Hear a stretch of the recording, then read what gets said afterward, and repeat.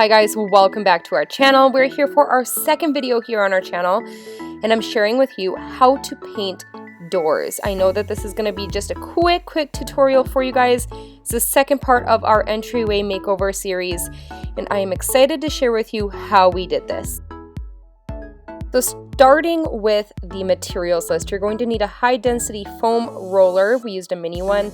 And then door paint, we used the Max Bond door paint, and then we used foam brushes to get inside of all of the slats, and we used painter's tape to tape it all off.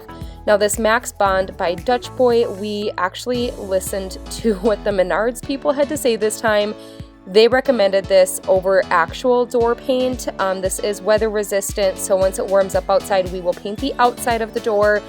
We are in Minnesota, so it's still pretty chilly out right now since it's only March, but this was in a satin, so it would hold up against some of the bumps and bruises from the dogs, because the dogs like to jump on the door on the outside.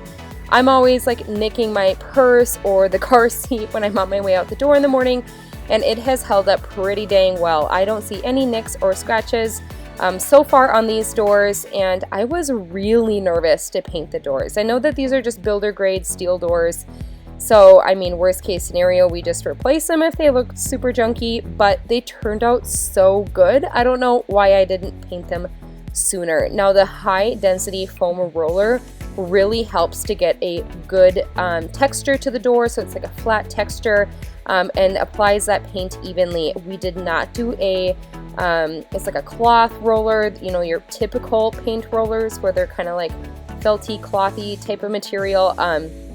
We were told not to do that because it would leave too much of a texture on the door. So I did about 3 coats on the door total, and this is what it looked like. Like I said, super quick, easy tutorial today, you guys. For a well-detailed tutorial on this little project, head on over to the blog. I'll have it linked down below for you guys.